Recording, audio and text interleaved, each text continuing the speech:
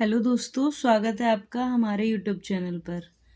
तो जैसे कि मैंने आपको बताया था कि मैं आपको यूपी पुलिस की तैयारी करवाने वाली हूँ, वो भी येलो बुक के माध्यम से। तो देखिए, आप अगर इसको आप एक ध्यान से पढ़ेंगे और जो जो टॉपिक मैं आपको बताऊंगी, जिस पे मैं अंडरलाइन करूंगी, आप उनको ध्यान से पढ़ेंगे तो इसमें आपका यूपी पुलिस में एक भी क्वेश्चन नहीं छूटेगा। तो ये आपकी मंडे क्लास चला करेगी। तो देखिए, आइए हम करते हैं। पहला हम पढ़ने वाले हैं इसमें। तो हम इसमें पढ़ने वाले हैं इतिहास को, कि इतिहास का वर्णन कैसे किया जाता है। तो देखिए, पॉइंट है पहला हमारा कि इतिहास के जनक हेरोडोट्स हैं। इन्होंने हिस्टोरिका नामक पुस्तक लिखी है। तो ये आपको मैं इसमें अंडरलाइन कर दे रही हूँ। तो ये आपको अपनी जो आप कॉपी पेंसिल लेकर बैठे हैं उसमें नोट डाउन करें। देखिए, इसमें क्या है कि जो हिस्ट्री के जनक हैं वो उन्हें हेरोडेट्स को कहा जाता है, और इन्होंने जो पुस्तक लिखी है उसका नाम है हमारा हिस्टोरिकाना। ठीक है। पॉइंट है हमारा प्रागैतिहासिक काल। प्रागैतिहासिक काल वह काल है जिसके लिए कोई लिखित सामग्री उपलब्ध नहीं है, इसमें हमें कोई साक्ष्य नहीं मिले हैं, और जिसमें मानव का जीवन अपेक्षाकृत पूर्णतः संभव नहीं था। इसमें जो मानव का विकास हुआ है, तो इसमें कुछ हमें बताया नहीं गया है। तो प्रागैतिहासिक काल कहा जाता है। इस काल को 3 भागों में विभाजित किया गया है। कितने कालों में विभाजित किया गया है? देखिए, आप ऐसे लिखिए कि प्रागैतिहासिक काल को 3 भागों में विभाजित किया गया है। आप इतना अपनी कॉपी में नोट डाउन करेंगे। तो देखिए, कौन कौन सा है। पुरापाषाण काल है, मध्यपाषाण काल है, और नवपाषाण काल है। इसकी देखिए विधि कितनी है। पुरापाषाण काल की है अज्ञात काल से 10,000 ईसा पूर्व तक। इसमें कोई ज्ञात काल नहीं है। इसे विद्वानों ने अपने थ्रू 10,000 ईस्वी से बताया, ईसा पूर्व से। फिर मध्यपाषाण काल है 10,000 ईसा पूर्व से 4,000 ईसा पूर्व तक। नवपाषाण काल है 4,000 ईसा पूर्व से 2,500 ईसा पूर्व तक। ठीक है। अब देखिए, पॉइंट क्या है, आप इनको नोट करेंगे। जिसको मैं अंडरलाइन करूँ आप उसको नोट करिए, ये वेरी इंपॉर्टेंट है। तो पॉइंट है हमारा कि आग का आविष्कार पुरापाषाण काल में हुआ है। आग का आविष्कार किस पाषाण काल में हुआ है? क्वेश्चन ऐसे बनेगा कि आग का आविष्कार किस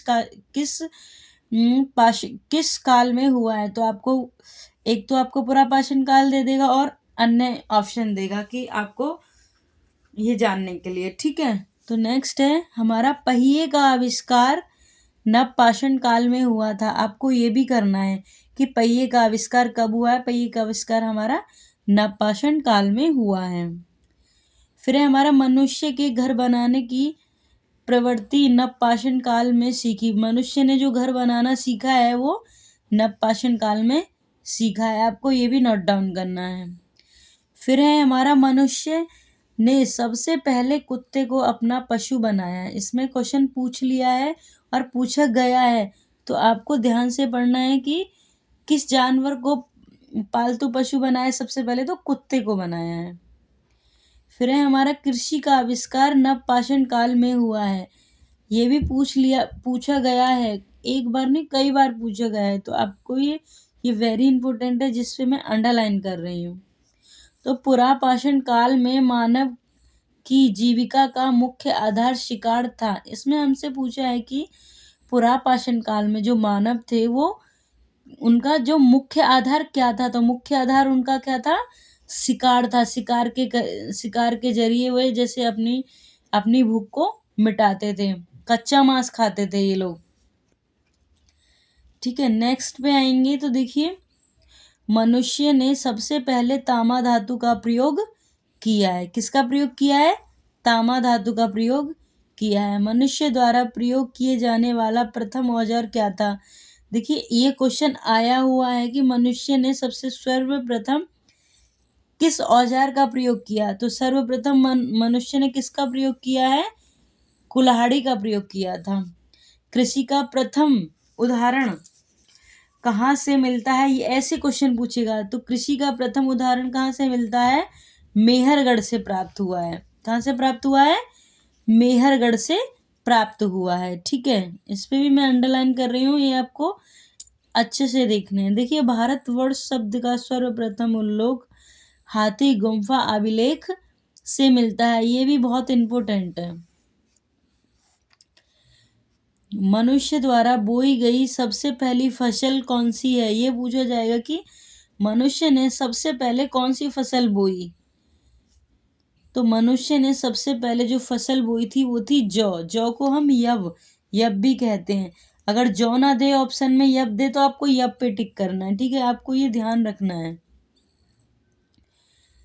जिन सिक्कों पर लेख नहीं है और उन पर जो चिन्ह बने हैं उनका ठीक ठीक ज्ञान नहीं है, यह सिक्के आहत सिक्के कहलाते हैं। ये इतना इम्पोर्टेंट नहीं है। ठीक है,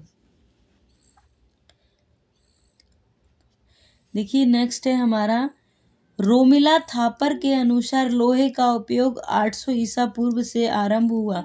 ये इम्पोर्टेंट है, आप अपनी कॉपी में नोट डाउन करते चलिए। देखिए, फिर आता है हमारा प्रमुख वेद। क्या है? हमारा प्रमुख वेद है। ठीक है, सबसे पहले पूछा है इसमें कि भारत के सबसे प्राचीन ग्रंथ वेद का शाब्दिक अर्थ क्या होता है? तो शाब्दिक अर्थ हमारा ज्ञान होता है। क्या होता है? ज्ञान होता है। वेद का मतलब ही हमारा क्या होता है? ज्ञान होता है। और वेदों की संख्या कितनी होती है? वेदों की संख्या हमारी 4 होती है। और कौन कौन से वेद होते हैं हमारे? देखिए, ऋग्वेद हो गया, यजुर्वेद हो गया, सामवेद हो गया और अथर्ववेद हो गया। ये हमारे 4 वेद हैं। देखिए, ऋग्वेद पहला ले रहे हैं हम। ऋग्वेद यह सबसे प्राचीन वेद है। इसमें 10 मंडल और 1028 सूत्र तथा 10,462 रचनाएं हैं। ठीक है, कितनी हैं? 10,462 रचनाएं हैं। फिर है हमारा कि ऋग्वेद की 5 शाखाएं हैं। ऋग्वेद की कितनी शाखाएं हैं? 5 शाखाएं हैं। देवता सोम का उल्लेख 9वें मंडल में है और ऋग्वेद में 25 नदियों का जिक्र किया गया है। जो देवता सोम है वो 9वें मंडल में पाए जाते हैं और ऋग्वेद में 25 नदियों का जिक्र है। ठीक है, गायत्री मंत्र जिसकी रचनाएं ऋषभ विश्वामित्र ने की थी, उसका उल्लेख ऋग्वेद के 3रे मंडल में मिलता है। ये वेरी इंपॉर्टेंट हो जाएगा, आप इसको ध्यान से देख लेंगे और अपनी कॉपी में नोट डाउन कर लेंगे। गायत्री मंत्र का उल्लेख ऋग्वेद में है तथा यह किसको समर्पित है? देखिए, जो गायत्री मंत्र है ना, वो सावित्री को समर्पित है। ठीक है, ऋग्वेद के 7वें मंडल में राजा सुदास तथा 10 अन्य राजाओं के बीच युद्ध का वर्णन मिलता है। ये भी इम्पोर्टेंट है, पूछा गया था अभी पिछले एग्जाम में। इस युद्ध में राजा सुदास की जीत हुई तथा यह युद्ध परुष्णी नदी, जो परुष्णी नदी है, अब उसको किस नाम से जाना जाता है? रावी नदी के तट पर लड़ा गया था, तो उसको रावी नदी के नाम से जाना जाता है। अब आएगा हमारा यजुर्वेद। यह वेद गद्य और पद्य दोनों में लिखा जाता है। एकमात्र ये यजुर्वेद है जो दोनों में लिखा जाता है। गद्य और पद्य दोनों में लिखा जाता है। इसकी 2 शाखाएं, मतलब कि 2 भाग हैं, कृष्ण यजुर्वेद और शुक्ल यजुर्वेद। इसकी कितनी शाखा है? 2 शाखाएं हैं। ठीक है, नेक्स्ट हो जाएगा हमारा सामवेद। सामवेद में देखिए, सामवेद क्या कह रहा है हमारा? इस वेद में संगीत की जानकारी मिलती है, इसलिए इसे भारतीय संगीत का जनक भी कहा जाता है। सामवेद जो है हमारा, इस वेद में संगीत की जानकारी मिलती है और इसलिए इसे भारतीय संगीत का जनक भी कहा जाता है। तो ये हमारा इम्पोर्टेंट हो जाएगा। सामवेद में कुल 1549 रचनाएं हैं, जिसमें मात्र जो ये हैं 78 ही नहीं है, और सारी हमने कहाँ से ली हैं? ऋग्वेद से ली गई हैं। ठीक है, अब है हमारा अथर्ववेद, जिसमें कि जादू, टोना, प्रेम, ये सब इसके बारे में बताया गया है। तो यह वेद सबसे बाद में आया है और इसे आधुनिक वेद भी कहा जाता है। देखिए, आप इसमें कंफ्यूज ना हो, आपसे ये क्वेश्चन भी कर लिया जाएगा कि सबसे पुराना वेद कौन सा है, तो ऋग्वेद हो जाएगा, और सबसे नया वेद कौन सा है, तो वो अथर्ववेद हो जाएगा। इस वेद में जादू, टोना, तंत्र, मंत्र, चिकित्सा, विवाह तथा प्रेम का उल्लेख, ये सारी जानकारी मिलती हैं। ठीक है, ये वेरी इंपॉर्टेंट हो जाएगा, आप इसको कर लेंगे नोट डाउन। फिर देखिए, अथर्ववेद की 9 शाखाएं हैं। अथर्ववेद की 9 शाखाएं हैं। पिपल्लाद एवं शौनक, ये 2 शाखाएं अधिक प्रचलित हैं। ये जो 2 शाखाएं हैं, इनकी ये सबसे ज्यादा प्रचलित हैं। ठीक है, अथर्ववेद को ब्रह्मदेव भी कहा जाता है। अथर्ववेद को ब्रह्मदेव भी कहा जाता है। इसमें ये बताया गया है कि सभा और समिति प्रजापति की 2 पुत्रियां थीं। ये बताया गया है कि सभा और समिति प्रजापति की 2 पुत्रियां थीं। ठीक है, नेक्स्ट पे आएंगे हम। नेक्स्ट है हमारा, देखिए, वेदांगों की कुल संख्या कितनी है? तो वेदांग हमारे 6 हैं। शिक्षा, ज्योतिष्य, व्याकरण, कल्प, निरारुक्त और छंद, ये हमारी 6 हो जाएंगी। ठीक है, पुराणों की कुल संख्या है हमारी 18 है। और पुराणों के रचिता कौन है? लोमहर्ष वे उनके पुत्र अग्रश्वा हैं। जो पुराणों के रचिता हैं लोमहर्ष वे उनके पुत्र अग्रश्वा हैं। ये वेरी इंपॉर्टेंट हो जाएगा, आप इसको टिक करके चलें। वर्तमान उपलब्ध पुराण गुप्त काल के आसपास के हैं। विष्णु पुराण का संबंध मौर्य वंश से, मत्स्य पुराण का सातवाहन से तथा वायु पुराण का गुप्त वंश से। ठीक है, ये वेरी इंपॉर्टेंट हो जाएगा, इसको आप नोट डाउन करते चलेंगे। देखिए, नेक्स्ट है हमारा, अर्थशास्त्र के लेखक कौन है? चाणक्य हैं। अर्थशास्त्र के लेखक हैं चाणक्य।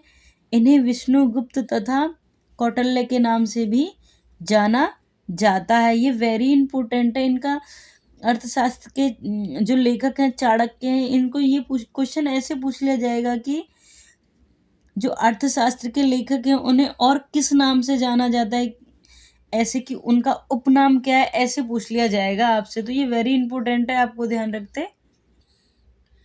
नेक्स्ट है हमारी, अर्थशास्त्र एक राजनैतिक शास्त्र है। इसमें मौर्यकालीन इतिहास की जानकारी मिलती है। जो अर्थशास्त्र एक राजनीतिक शास्त्र है ना, जो ये राजनीतिक शास्त्र है, इसमें हमें किसकी जानकारी मिलती है? मौर्यकालीन इतिहास की जानकारी मिलती है। राजतरंगिणी पुस्तक के लेखक कल्हड़ हैं।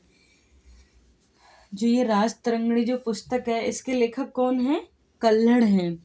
ठीक है, इस पुस्तक में कश्मीर के राजाओं का इतिहास है। तो ये इम्पोर्टेंट है, आप इसको कर लेंगे। अष्टाध्यायी पुस्तक के लेखक पाणिनि हैं। यह संस्कृत व्याकरण की पुस्तक है, ये भी इम्पोर्टेंट है। सबसे प्राचीन स्मृति मनुस्मृति है। इसके लेखक मनु हैं। और जैन साहित्य को आगमन कहा जाता है, ये इतना इम्पोर्टेंट नहीं है। जैन धर्म का प्रारंभिक ऐतिहासिक कल्पसूत्र नामक पुस्तक में से है। यह भद्रबाहु ने लिखी है। ये इम्पोर्टेंट है कि ये पुस्तक किसने लिखी है, तो भद्रबाहु ने लिखी है।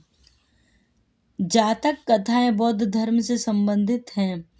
इसमें महात्मा बुद्ध के पुनर्जन्म की कहानी है, तो ये इम्पोर्टेंट हो जाएगा। भारत का सबसे प्राचीन नगर मोहनजोदड़ो था, जिसे मृतकों का टीला कहा जाता है। ये वेरी इंपॉर्टेंट है, वेरी वेरी इंपॉर्टेंट। और असम में पाए जाने वाला गिवन भारत का एकमात्र कपि है, ये भी इम्पोर्टेंट है। तो ठीक है, तो आज क्लास हम यहीं पे ख़त्म करते हैं। आप कमेंट करके मुझे बताएं कि आपको क्लास कैसी लगी, कि आपको समझ आ रहा है या नहीं। देखिए, अगर आप इसको जो मैंने आपको बताया आप इसको नोट डाउन करेंगे, 1 से 2 बार इसको पढ़ेंगे तो आपके दिमाग में छप जाएगा बिल्कुल, और आपका क्वेश्चन एक भी गलत नहीं होगा। आप बस मेरे जैसा जैसा मैं बताती हूँ आप वैसा वैसा करते जाइए, और आपका सिलेक्शन कोई नहीं रोक सकता।